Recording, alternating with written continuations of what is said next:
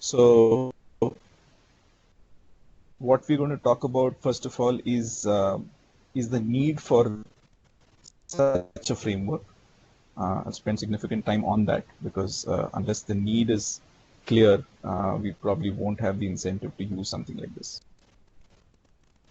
So we'll talk about the need, what the framework does, and then how do you actually use the framework, and there are going to be a lot of questions about who uses it, when to use it and when not to use it.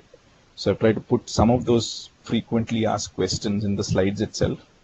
Hopefully it answers those questions. If not, do feel free at the end to go ahead with those questions.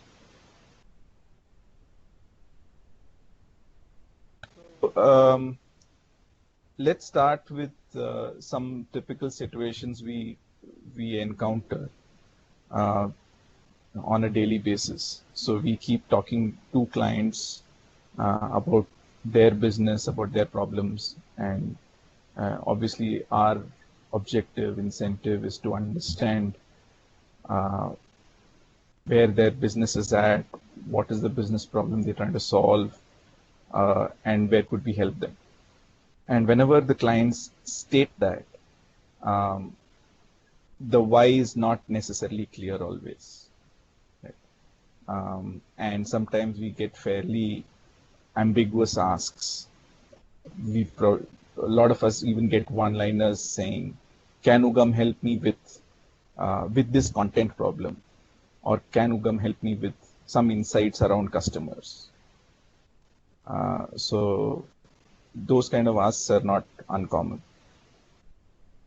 And another set of cases, while the ask might be clear, the end benefit is probably not clear. And why that is also important is that really influences how we help the customer, what kind of solution we offer to them. It also influences the scale of the problem. So these are typically how we see business problems when we speak to our clients. And if these are not clear, what ends up happening quite often is we might not be solving the right problem. And unfortunately, we discover that at not the beginning, but at a pretty late stage of the project. Right? Sometimes we miss nuances, complications, constraints of a problem, again, not at the beginning, but at a late stage, which definitely leads to rework. All of us hate rework, right? No incentive for anybody. It affects our productivity, profitability, all of that. So not knowing enough about the problem definitely causes rework. Not asking enough about how the client is solving the problem today could lead to us reinventing the wheel. How often have we heard clients saying that midway into the project, "Oh, this is an insight I knew about," or "This is a tool or solution I already have." Right? So we might be putting effort where the clients have already figured something out. Right? So a lot of times we ended up reinventing the wheel. And quite often and this happens especially in analysis or insights kind of project, where a lot of our recommendations really cannot be implemented because we've probably not understood the business context process well enough. Right? And how often have the clients given us feedback saying, "We expected you to be more consultative." Right?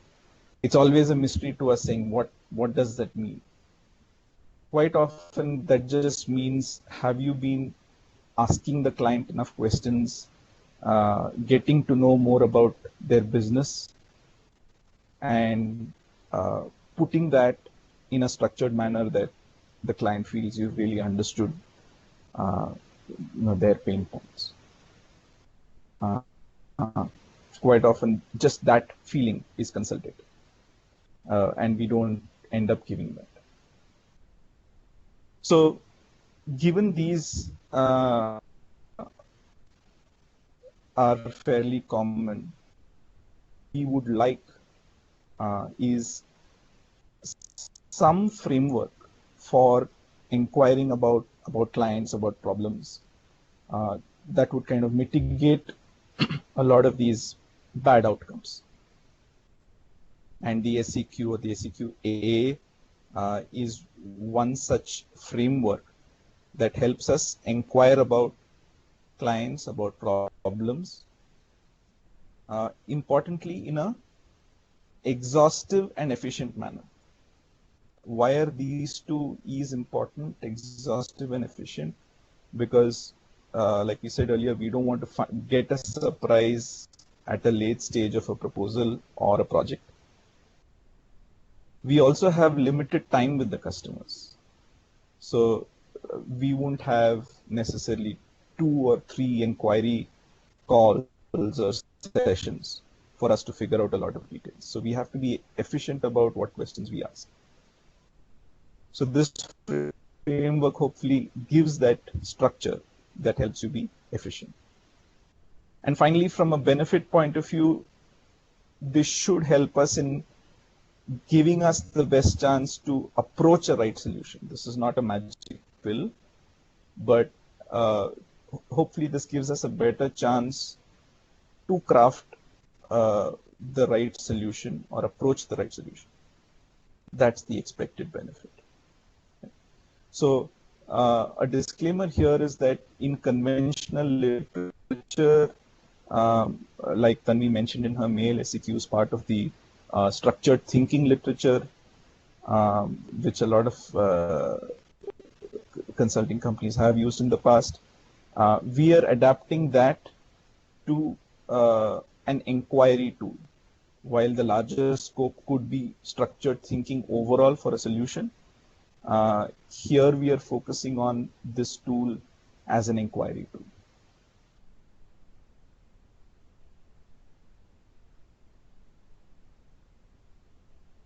So this is the template that a lot of us have already been using for the SCQ.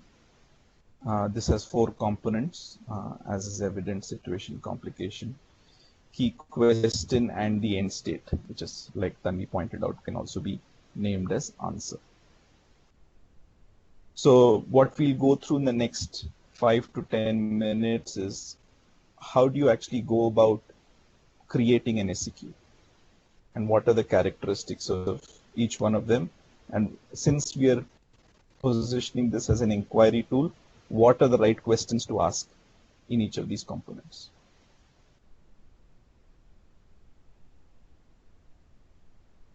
So a situation is what we would commonly term as current state, client context, background. All of that is not new. So the typical questions we would be asking is, do we know our clients enough? What is their business? Who the point of contact? What is their role? How are they influencing business? Right. So those are typical questions we'd ask.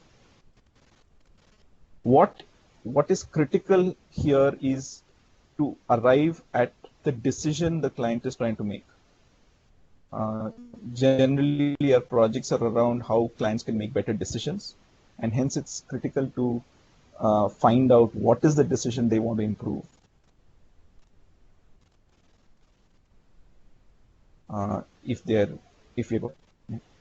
And once we arrive at that, these are not going to be new decisions. These decisions have probably been made in the past, and it's important to understand how that decision has been made,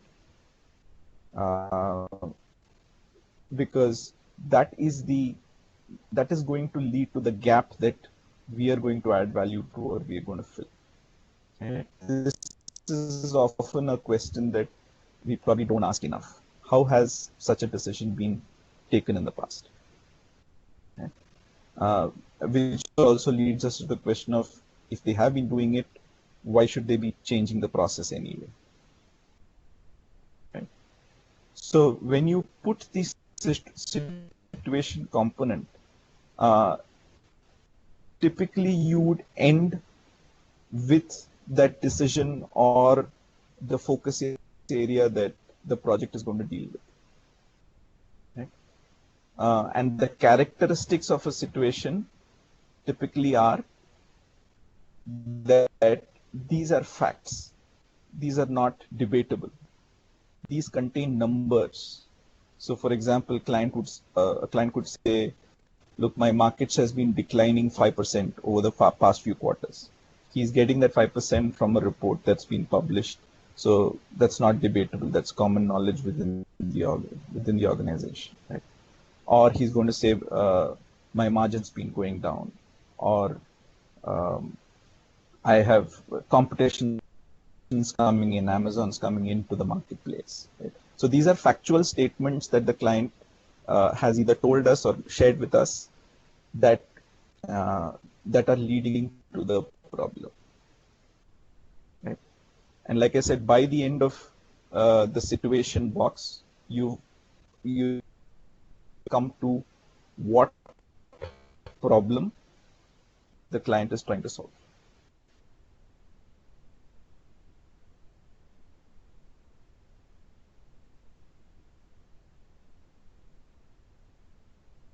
The complication is typically where there is a twist. Right? If that, why is the client trying to solve the problem now? Right? What has changed? Why is it critical to solve it now? And if he's trying to solve it, why hasn't the client solved it on his own? Right? The answers to such questions typically would be, I don't have, in our context at least, I don't have access to marketplace or external data. I don't have the probably the analytical ability or frameworks or techniques to be able to add intelligence. Right? Or I don't have the technology to be able to get this data. So the complications typically are, you would find negative statements from a client's point of view. It's really the gap, the inability of the client to solve the problem currently that you're talking about in the complication. Okay? So quite often, this is where people struggle with this framework because the complication is not necessarily very intuitive. So you could think of the complication as something that's changed from the situation, from the current state, or the gap that the client is not able to solve, or the trigger because of which he's solving. So a lot of times the trigger is, there is some initiative that the client organization is running, and because of that, there is this particular project that's being crafted out. Okay? Or like we said earlier, the trigger could be some competition coming into marketplace. Right? So a complication typically is either what the client's not able to do, a trigger, or a gap.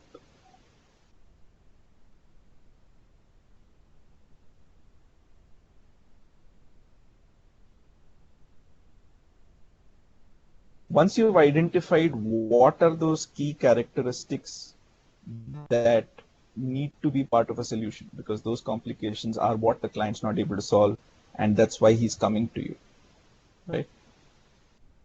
Those should intuitively lead to the key question that you should be asking as part of the project. But importantly, these questions should be specific enough. Right? Specific questions that the business wants to address. Right? So examples of these questions could be, what is a quantitative framework that would allow me to make better assortment decisions? Or how can I get external data for benchmarking my assortment? Right? So these are fairly specific business questions that the client is asking. And since these are specific, typically they won't be too many in number. Right? We don't want to be solving uh, a, a big strategy problem where there are, tens of hundreds of questions. Right? We want to be very specific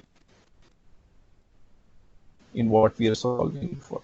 So typically they are two, in some cases three main questions that we are in the project.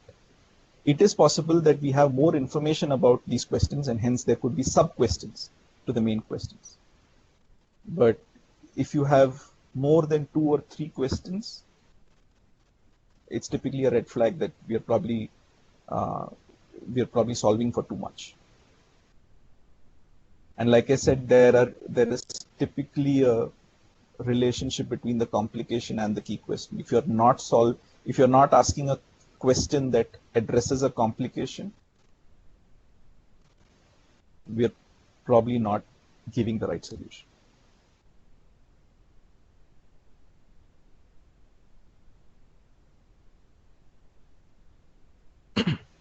And finally, the end state or the answer. So this is, once you have answered the question, this is how you're improving the life of your client. Right? This is how the business benefit comes through. Right? And typically, a common practice in the industry is, as you craft the situation, you could go directly to the end state and say, if the situation is that the client does not have a data-driven way to make a pricing decision or an assortment decision, the end state will let he has a efficient way of doing that. So if you go from the current state to the end state, the gap between them could act as your complication or question. Right? So when you're writing out the SCQ, and if you're stuck with the complications and the questions, a good way to go about it would be write your current state, write your end state, and the gap between them would form your complication and question. And in contrast to the complication, an end state is typically a good positive that are really going to show the benefit to the business, the value you are adding.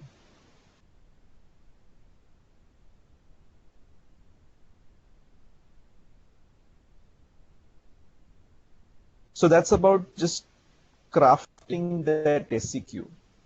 So now I'm sure there are questions around how, when, who, right? So I'll try to address some of them, and I'll take up more questions if I've not addressed any. So when should I use an SCQ? Like I started, we want to get to a state where any problem, before we start working on the problem, we definitely have an SCQ. Right? And since there are a lot of sales and account management team also, I would say anytime we are doing a client inquiry, think SCQ, so that by the end of your conversation, you probably have the SCQ written out for yourself. Right? Hopefully the SCQ gives you the right questions to ask, and hence after the call, you should be able to put in an SCQ. Otherwise, that's probably an acid test to see if your call has gone good. Have you got all the information you require? So, and hence this could even be used to structure your inquiry call. What we often also find is SCQ is an iterative process. You won't get it right the first time, and hence typically you would, once you've had an inquiry call, you'd make an SCQ, and then in the second call, you're probably presenting the SCQ to the client to confirm your understanding. And like I'll show you an example in this presentation, that becomes very critical when the problems are fuzzy.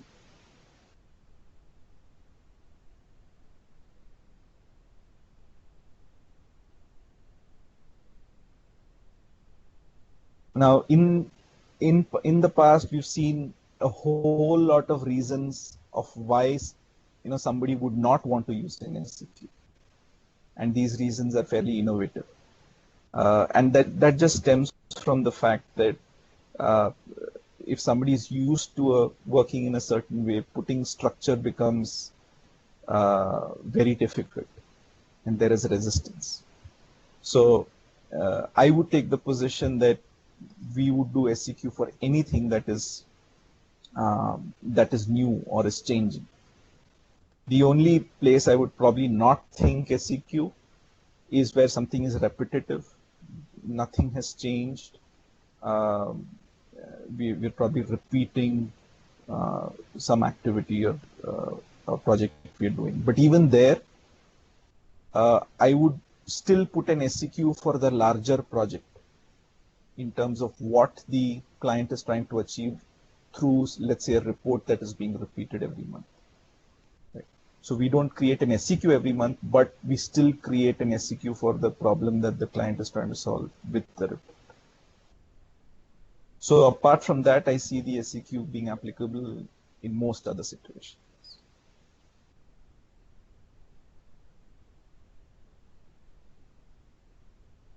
So at the end, I think what I've also learned from previous experiences is that this could become a core. The idea is just not to create that slide and show it to somebody internal for reviews. The idea is to really imbibe the spirit of thinking of a problem in a structured way and inquiring, right? So hopefully that is the spirit with which we start using the SCQ. Okay. The slide is incidental, while I'm sure a lot of during our reviews, a lot of our leaders will still demand an SCQ, but hopefully you do that with the spirit of better inquiry and thinking of a problem in a structured way. What we are also trying to do is get it right at the beginning and minimize the number of instances where we get surprised with new information about the problem. And what we want to do is hopefully this becomes a common language for all of us to talk about describe problems. Right? So whenever anybody from the team has a problem, this becomes a common language. Once you send an SCQ to someone, they just get the problem. Right? There aren't too many more questions. Right? The number of the questions and the kind of inquiry does come person dependent. It doesn't necessarily need, let's say, a Savino to ask the right questions or anybody else to ask the right questions. Right? It becomes common language to define and discuss. And that's the idea in adopting such a framework. So really, it's everybody. As you can see, there's really no rocket science to it. It's a fairly simple framework across groups. So whether it's the business, sales and account management, or delivery, ops, we've seen in our AE and pre-AE discussions, a lot of the support groups use this framework to describe their problems. So really, anybody should be using this framework since we are trying to solve problems on a daily basis.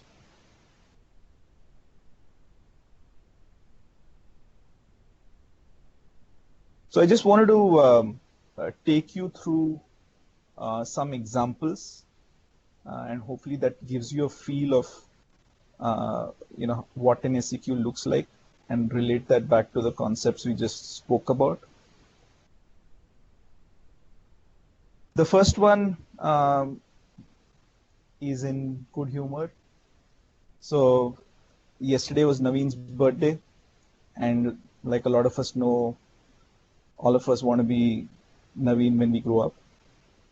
So I missed wishing Naveen yesterday, and I took advice from our friendly consultant Smriti, to recommend a gift for Naveen, and because I was really struggling. So this is the SCQ she wrote for me before she actually made that recommendation. So uh, we know Naveen likes the good life. He's adventurous. He has passions that a lot of us can't think of. And like I said, I missed his birthday, and I really need to give him a good gift uh, to for him to forget that I missed. And what are my problems? Um, Naveen's suave, fashion conscious. A lot of us don't know the brands he picks, but they're pretty premium brands. My fashion statement doesn't speak for much for people who don't know what Park Avenue is. It's a brand in India, but it's not the best brand you can think of. So my sense of fashion is probably not that great. Uh, from a timing point of view, appraisals around the corner. I wouldn't want to make a mistake. So really, the question I'm trying to answer is what what is the best birthday gift I could uh, gift Naveen? A good state for me is to just save my job. So this wasn't while this was in good humor.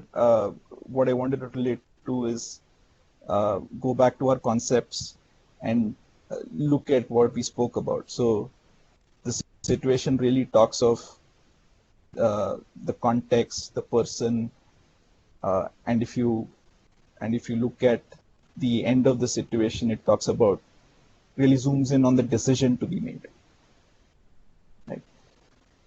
The complication again talks of why it's difficult for me to make that decision, which is why I involve a consultant like Smriti. Right? What makes it difficult for me to make that decision? It talks something about timing, and it talks about the trigger for the decision. And that directly translates to the key question, which is fairly specific. And if I get that answer right, what's a good state I will be in? So on a serious note, we've used the framework in a lot of our projects.